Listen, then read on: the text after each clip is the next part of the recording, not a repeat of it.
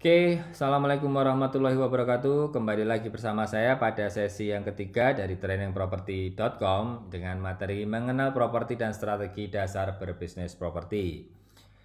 Video yang ketiga ini atau sesi yang ketiga ini agak panjang sedikit, sehingga luangkan waktu Anda sejenak, lebih panjang daripada sesi yang kedua. Siapkan catatan-catatan Anda, siapkan materi yang kemarin sudah cetak atau tadi sudah dicetak ya. Baca kembali dan coba dengarkan penjelasan dari kami. Sesi yang ketiga ini adalah mengenai landasan berbisnis properti. Jadi setelah melihat video yang kedua, apakah memang Anda pengen segera mulai? Tapi sebelum memulai, pahami terlebih dahulu landasan dasar dari bisnis properti. Nah, yang pertama adalah buy low, sell high. Ini adalah prinsip dasar hampir semua bisnis. Buy low, sell high. Beli murah, jual mahal. Beli murah, jual mahal.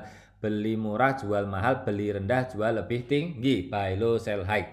Sama dengan halnya prinsip properti, Anda harus membeli properti, entah itu dalam bentuk tanah atau membangun bangunan, lalu menjualnya lebih tinggi untuk mendapatkan profit. Walaupun yang namanya profit itu masing-masing punya kadarnya sendiri-sendiri ya. Jadi bisnis properti itu semata bagaimana cara kita membeli dan bagaimana cara kita menjualnya. As simple as that, sangat mudah beli dan jual. Ya sama hampir dengan bisnis yang lainnya.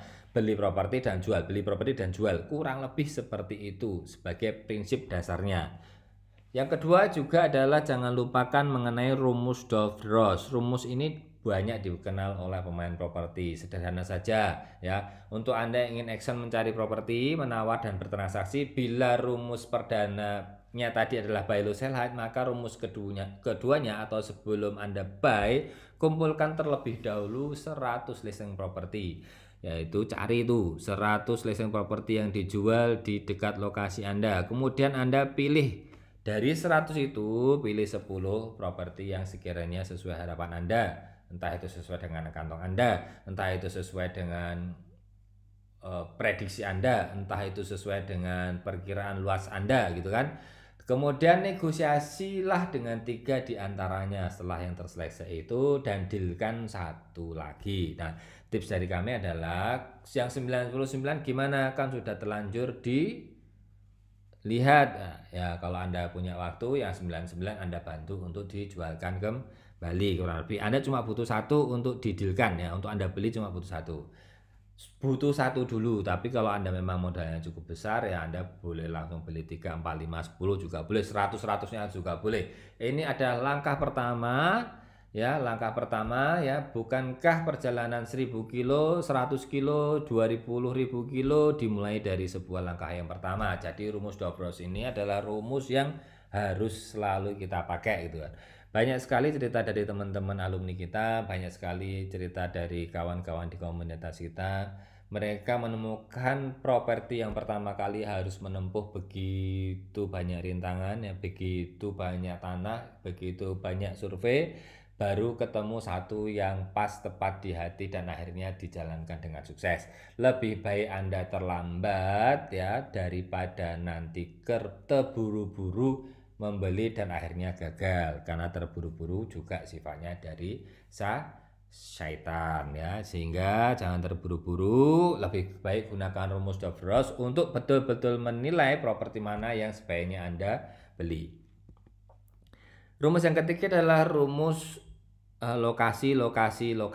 Ya, ini dikenalkan oleh presiden dari Amerika Serikat atau mantan presiden Amerika Serikat sebagai tokoh properti yang cukup mendunia ya.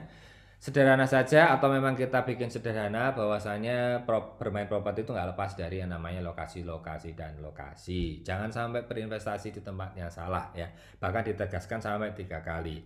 Cuma sekarang kita coba bergeser.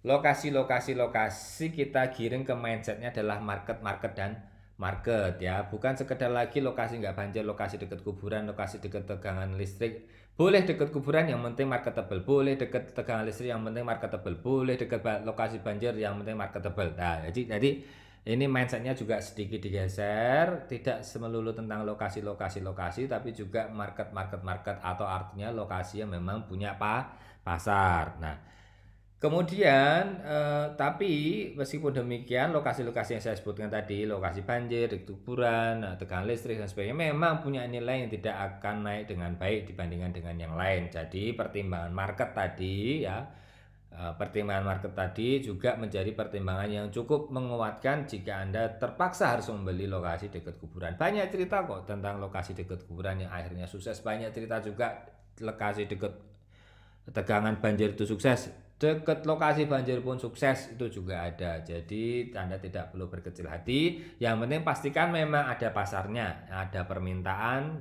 ya, ada pasarnya, ada permintaan dan Anda mampu menjualnya gitu.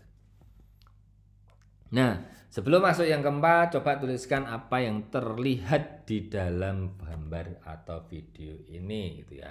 Apa yang Anda lihat boleh Anda tulis itu. Saya beri waktu sekitar 2-3 menit ya. Anggap saja sudah selesai 2-3 menit ya. 2-3 menit Anda pause ya, Anda pause saja, Anda pause. Nah, kemudian setelah 2-3 menit selesai Anda lanjutkan video ini. Oke, saya anggap Anda sudah pause 2-3 menit dan Anda sudah menuliskan apa yang Anda bayang pertama kali ketika melihat tanah sebelah ini ya. Ini adalah kaitannya dengan melihat potensi properti. Dalam hitungan detik ya, dalam hitungan detik Anda harus bisa menjawab apa yang ada dalam benak Anda ketika Anda melihat sebuah properti. Memang ini harus menjawab atau harus memiliki sedikit pengalaman. Tapi mungkin untuk yang teman-teman Anda yang masih pemula atau Anda yang masih pemula, mungkin Anda menjawab ya ada tanah kosong, pepohonan, gubuk laut, ombak, pantai dan lain-lain, itu nggak salah ya, itu nggak salah ya. Itu nggak salah, memang demikian gambarnya itu seperti itu kalau ada ombaknya atau memang ada gubuknya atau pohon atau tanah dan sebagainya ya. Nggak salah gitu kan. Tapi dalam melihat properti, kamu menyarankan untuk melihat belajar potensinya atau melihat potensi dari properti. Ketika Anda melihat tanah kosong ya, ketika Anda melihat tanah kosong, lihatlah potensinya. Apakah itu jadi sebuah perumahan, apakah itu jadi mall, apakah itu calon kos-kosan rumah Anda, apakah itu calon villa Anda, apakah itu calon hotel Anda. Apakah Anda bisa melihat cuan di situ ataukah Anda bisa melihat komisi yang besar di situ? Nah, itu harus kita latih ya. Itu harus kita latih. Cara kita melihat properti yaitu melihat potensinya. Nah, PR buat teman-teman sebelum masuk ke video sesi yang terakhir atau yang keempat, buka marketplace properti kesukaan Anda. Boleh OLX, rumah.com, rumah 123 ya, Gria ID juga boleh. Apapun 99.co ya, rumahdijual.com, silahkan yang manapun yang Anda suka. Kemudian cari 5 properti yang Anda inginkan atau di area yang Anda inginkan gitu. Cari 5 dan temukan 5 saja. Cari dan temukan 5 properti yang Anda inginkan ya. Cari, sekali lagi cari dan temukan 5 properti di area yang Anda inginkan. Ini adalah PR sebelum Anda masuk ke video yang berikutnya. Demikian saya dari Training Properti. Assalamualaikum warahmatullahi wabarakatuh. Sampai ketemu di sesi berikutnya.